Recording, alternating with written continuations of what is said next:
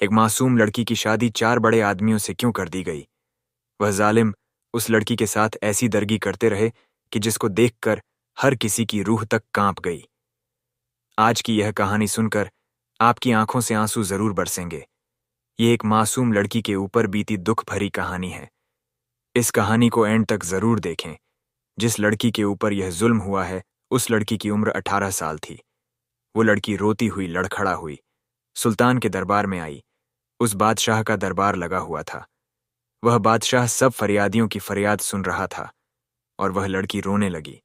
वह लड़की रोते रोते इतना रोई कि वह बेहोश हो गई। वह कुछ अपने लब से कह ही नहीं पाई। बादशाह सलामत ने जब लड़की को इस तरह रोकर बेहोश होते देखा तो बादशाह उठकर खड़ा हो गया और काफी परेशान हो गया कि इस लड़की को क्या दुख है। और महल में बैठे दरबारी भी लड़की को देखकर काफी परेशान हो गए। सुल्तान ने जल्दी से सिपाहियों को हुक्म दिया कि इस लड़की के मुंह के ऊपर पानी के चट्टे मारे जाएं और इस लड़की को फौरन होश में लाया जाए ताकि हम सुन सके कि यह लड़की कौन सी फरियाद लेकर आई है। जल्दी से वांग के हकीम को बुलाया गया। हकीम ने लड़की की नफ्स को चेक किया और कहा कि यह लड़की बहुत कमजोर है और कमजोरी की वजह से बेहोश हो गई है।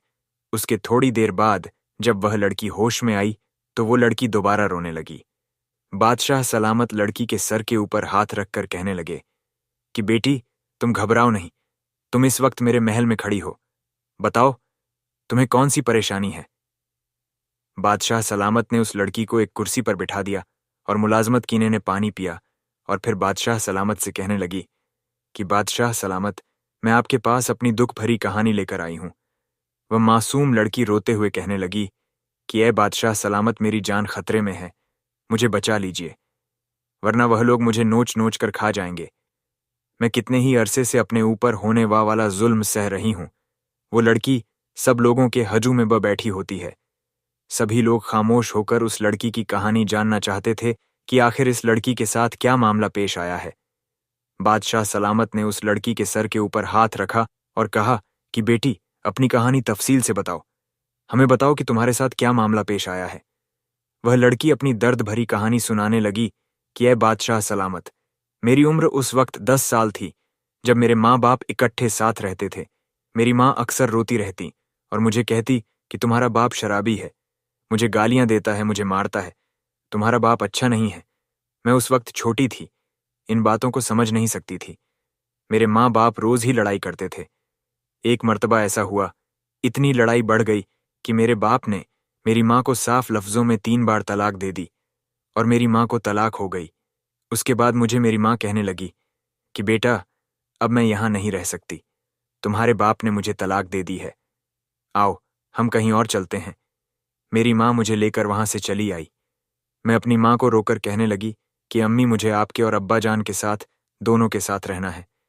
मेरी अम्मी कहने लगी कि मेरी प्यारी बेटी, अगर तुम्हारा अब्बा जान मुझ पर कोई जुल्म करता, मुझे मारता पीटता, तो मैं बर्दाश्त कर लेती, लेकिन अब उसने मुझे तलाक दे दी है, अब मैं उसके साथ नहीं रह सकती। इसलिए बेटी, तुम्हारा बाप अच्छा इंसान नहीं है, तुम भी मेरे साथ चलो। वह लड़की कहने लगी कि मेरी माँ मुझे उस वक्त लेकर मेरे मामू के घर चली जाती है और मेरा मामू साफ लफ्जों में कह देता है कि ए मेरी बहन, अगर तुमने मेरे साथ रहना है तो रह लो, लेकिन मैं तुम्हारी बेटी को अपने साथ नहीं रख सकता। इसकी वजह यह है कि तुम्हारी बेटी अभी जवानी की दहलीज में कदम रख रही है और मेरे भी 4 जवान बेटे हैं, और कहीं कहीं ऊंच नीच हो गई तो फिर गांव में पंचायतें लगेंगी और मैं अपनी इज्जत को इस तरह खराब नहीं कर सकता। इसलिए मेरी बहन, मैं तुम्हें रख सकता हूं और तुम्हारी बेटी को अपने घर नहीं रख सकता। तो मेरी माँ मुझे रोकर कहने लगती है कि ऐ मेरी प्यारी बेटी, अब मेरी मजबूरी है कि मैं तुम्हें अपने साथ नहीं रख सकती। उस वक्त मेरी माँ मुझे लाकर मेरे बाप के घर में छोड़ देती है और खुद जाकर अपने भाई के घर में रहने लग जाती है। मैं अपने बाप को देखकर रो रही थी। मेरे बाप ने मेरे सर के ऊपर हाथ रखा और मुझे दिलासा दिया कि तुम परेशान मत हो, तुम्हारा बाप तुम्हारे साथ है। तब मुझे एहसास हुआ कि मेरा बाप इतना बुरा भी नहीं है जितना बुरा मेरी माँ मेरे बाप को कहती है। लेकिन उस वक्त मैं ना समझ एक बच्ची थी, मुझे अच्छे बुरे की समझ नहीं थी। उसके बाद जब मैं अपने बाप के साथ रहने लगी तो तब मैंने देखा कि जब आधी रात होने को होती है तो औरतें मेरे बाप के कमरे में आती हैं और मेरे बाप के साथ कमरे में बंद हो जाती हैं और सुबह चली जाती है। मैं उस वक्त नासमझ बच्ची थी, मुझे समझ नहीं आ रहा था कि यह क्या हो रहा है। सुबह जब होती तो मेरा बाप उन औरतों के हाथ में कुछ पैसे थमा देता और वह चली जाती, लेकिन मेरा बाप मेरे साथ अच्छा रहता था। हर रोज मुझसे पूछता कि बेटा, तुमने क्या खाना है, आज क्या पकाना है बेटा, अगर तुम्हें कुछ चाहिए हो तो मुझे बता देना। उस वक्त मैं यह सोचती थी कि मेरा बाप मेरे साथ तो अच्छा है, लेकिन मैं इस बात को समझ नहीं पा रही थी और ना ही मुझे कुछ समझ आ रहा था। ऐसे ही मेरे बाप के घर में मेरी उम्र के 16 साल गुजर गए। जब मैं 16 साल की हुई तो मेरे बाप ने अपने दोस्त से मेरी शादी करवा दी। वह आदमी मुझसे उम्र में बड़ा था, लेकिन मैंने इस बात को मान लिया कि जो शौहर होता है, बीवी उसका अदब करती है और उसका ख्याल रखती है। लेकिन मैंने उस रिश्ते को दिल से कबूल कर लिया था कि वो चाहे उम्र में मुझसे बड़ा हो, लेकिन मैं अपने शौहर को हमेशा खुश रखूंगी। और मैं जमाने को देखकर समझ गई थी कि मैंने जिंदगी कैसे गुजारनी है। अब मेरा शौहर मुझे बहा के अपने घर ले जाता है और मेरी शादी को 2 दिन हो चुके थे। एक मर्तबा मैं अपने घर में खाना बना रही थी कि मेरा शौहर बाहर से घर आता है। मैं फौरन उठी, अपने शौहर के पास आई, उससे पूछने लगी कि आज का दिन आपका कैसा गुजरा और आप कहाँ गए हुए थे। यह सुनकर मेरा शौहर आग मघोला हो गया और उसने मेरे चेहरे पर जोर से थप्पड़ मारा। मैं उस वक्त ना समझ कमजोर लड़की थी, थप्पड़ को बर्दाश्त न कर सकी और चीखें मारकर रोने लगी। मैं थप्पड़ खाने के बाद बिल्कुल ही सहम गई थी और अपने शौहर से डर गई थी।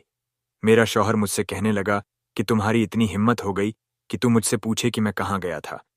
वह कहने लगा कि मुझे वह औरतें बिल्कुल पसंद नहीं हैं जो अपने शौहर की जिंदगी में दखल दें, इसलिए मैं तो उन्हें तलाक देता हूँ। मेरे शौहर ने मुझे 3 बार तलाक दे दी और मुझे अपनी जिंदगी से बेदखल कर दिया और उस शख्स ने मुझे कहा कि चली जाओ अपने बाप के घर। अब मैं रो रही थी और सोच रही थी कि मेरी खता क्या थी, मेरा कसूर क्या था। क्या एक भी यह भी नहीं पूछ सकती कि आप कहाँ गए थे और आपका दिन कैसा गुजरा? मैं उस वक्त सोच रही थी, क्या यह मेरी इतनी बड़ी खता थी? लेकिन मैं उस वक्त क्या कर सकती थी? अब मेरे शौहर ने मुझे तलाक दे दी थी। मैं अपने शौहर के ऊपर हराम हो गई थी, इसलिए मुझे मजबूर होकर अपने बाप के घर में आना पड़ा। मैं रोती बिलखती हुई अपने बाप के घर में आई और अपने बाप को आकर अपने ऊपर होने वाला जुल्म बताया कि इस तरह मेरे शौहर ने मुझे तलाक दे दी है। मेरा बाप मेरे सर के ऊपर हाथ रखकर कहने लगा कि बेटी, तुम्हारा शौहर शायद अच्छा नहीं था, इसीलिए उसने तुम्हें तलाक दे दी है और उसको अल्लाह पूछेगा। यह कहकर मेरा बाप चला गया। मैं अपने बाप का यह रवैया देखकर बहुत ही परेशान हुई।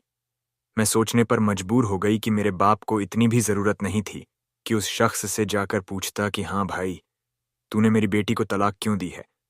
और मेरे बाप ने मुझे यह कहा कि तुम्हारा शौहर अच्छा नहीं था, अल्लाह उसको पूछेगा। खैर, मैंने इस बात पर कोई ज्यादा ध्यान न दिया, लेकिन मैं खामोश होकर अपने बाप के घर में ही रहने लगी। जैसे कि इस्लाम मजहब में किसी औरत का शौहर उसको तलाक दे देता है या फिर फौत हो जाता है, तो वह औरत 4 महीने 10 दिन घर में बैठकर गुजारती है। इसको इद्दत कहा जाता है। जब उस लड़की की इद्दत पूरी हो जाती है, यानी 4 महीने 10 दिन हो जाते हैं, तो उस लड़की का बाप उसके लिए दूसरे शौहर का इंतजाम कर देता है। वह लड़की कहने लगी कि मैं अपने बाप के सामने हाथ जोड़ने लगी और कहने लगी कि अभी मेरी तलाक को 6.5 महीने हुए हैं, मैं अपने शौहर के पहले गम को नहीं भूली हूं, तो मैं दूसरी शादी कैसे कर लूं?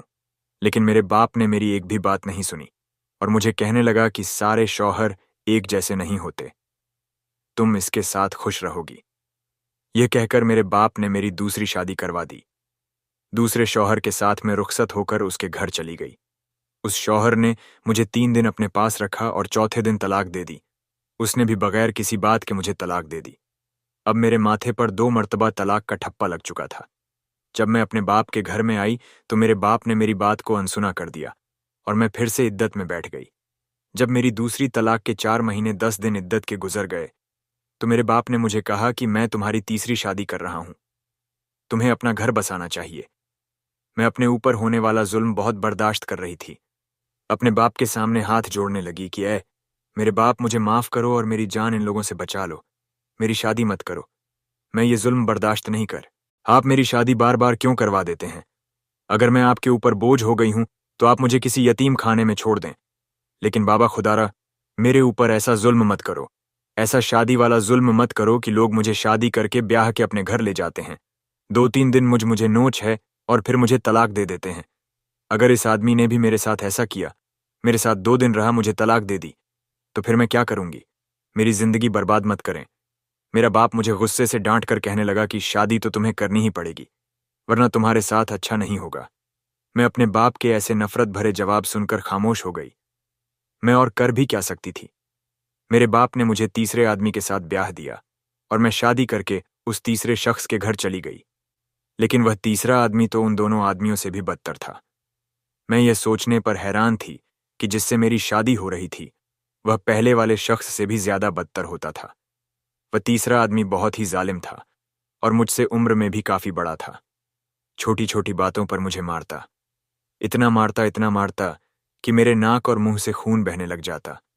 मेरी रात झिलतों में गुजर जाती और सारा सारा दिन में रोती रहती कि यह सोचकर कि शायद मेरी किस्मत में ही यह सब है, मैं पैदा ही जिल्लत उठाने के लिए हुई हूं।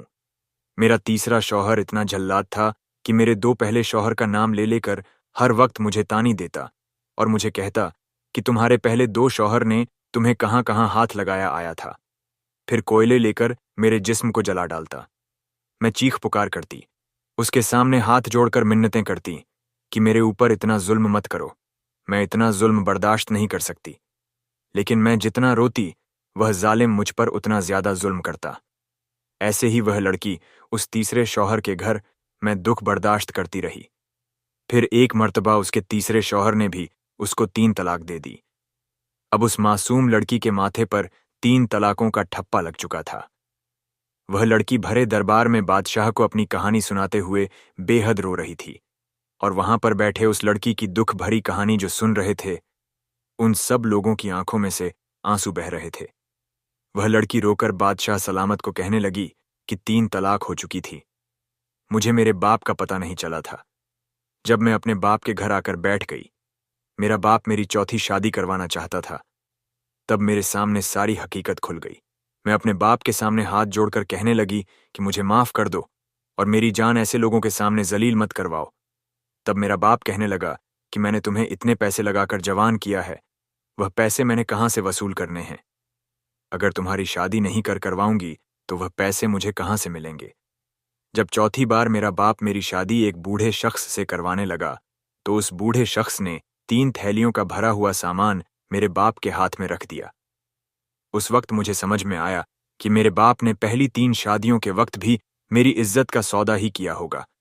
उस वक्त मेरे ऊपर सारी हकीकत खुल गई कि मेरा बाप निकाह के नाम पर मुझे बेचकर अच्छे खास से पैसे कमा लेता है। अब मेरा बाप जब चौथे बूढ़े आदमी से मेरी शादी करता है, तो उस वक्त मुझे सारी हकीकत का पता चल चुका होता है। तब मैंने दिल में ठान लिया था कि मैं आपके पास आकर आपको अपनी दर्द भरी कहानी सुनाऊं, क्योंकि पहले 3 शहरों की मर्तबा तो मुझे कुछ पता ही नहीं था कि मेरा बाप क्या कर रहा है।